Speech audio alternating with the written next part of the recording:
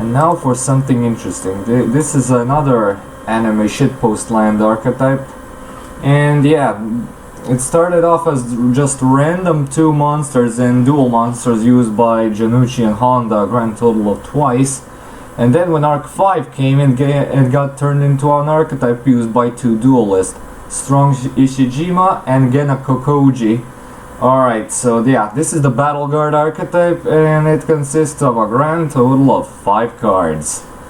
Let's start. We start off with Swamp Battleguard, which is a Earth Warrior, well, a level 5 at that, which gains 500 attack for each Lava Battleguard you control. And Lava Battleguard is the same level 5 Earth Warrior, with lower stats than Swamp Battleguard, which gains 500 attack for each Swamp Battleguard you control. As you might imagine, this was initially meant to be just random 2 monsters with the faintest bit of synergy in terms of beatdown tactics and big numbers going for them, but it's not worth it. Back in, I don't know, 2001 when they were first unveiled or something. Anyway, they have a 3rd monster member of the archetype, that being Battleguard King, their quote-unquote newest piece of support. It's a level 8 warrior with 3000 attack and 1100 defense, and once per turn you contribute any number of warrior type monsters except discard. For each tributed monster, this card gains 1 additional attack during each battle phase this turn. Alright, so yeah, this is an archetypal boss monster that needs to be, well, it doesn't necessarily need to be tribute summoned, but in an archetype they are revolving around 2 tribute monsters with horrible stats, and to summon this you need to tribute those said monsters, and it's a question if you have anything else other than those 2 monsters to tribute in order to get this thing's effect off.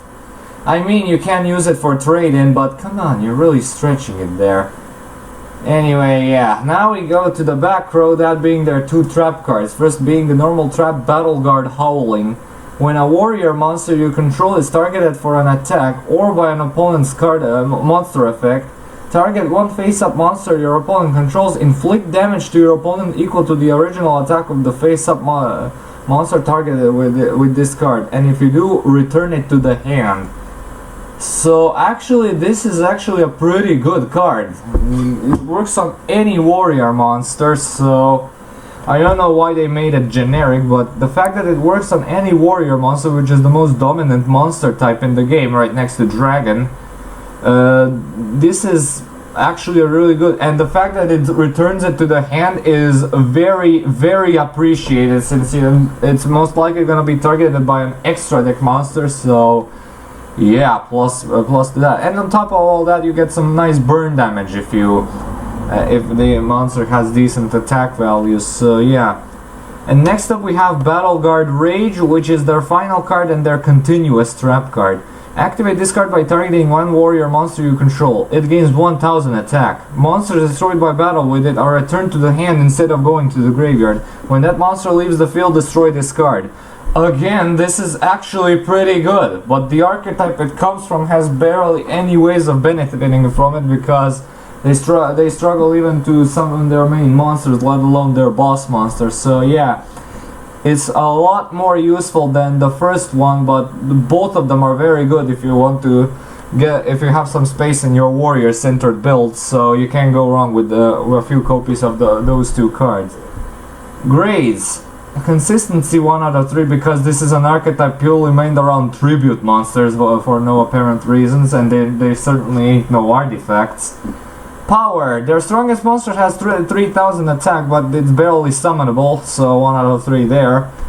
Comeback ability purely depends on Soul Charge or Monster Reborn. Why do I keep mentioning Soul Charge now that it's banned? The new ban list is about to come out soon. I'm not sure if it's here yet, I still haven't checked up.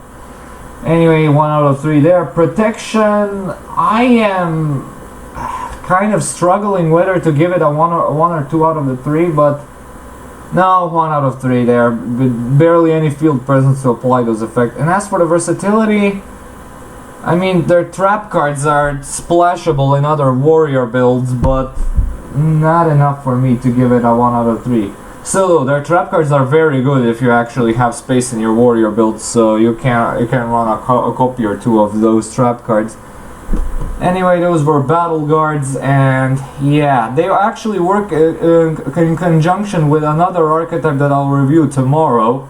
So more on that later. And AKA they're both shit, but the archetype I'm reviewing tomorrow is a bit better. So anyway, that is it. Thank you so much for watching. Stay tuned for more vid vlogs and updates. Comment, like, and subscribe. And as usual, I'll upload the next vid whenever I can. See you all. Have a good day and peace.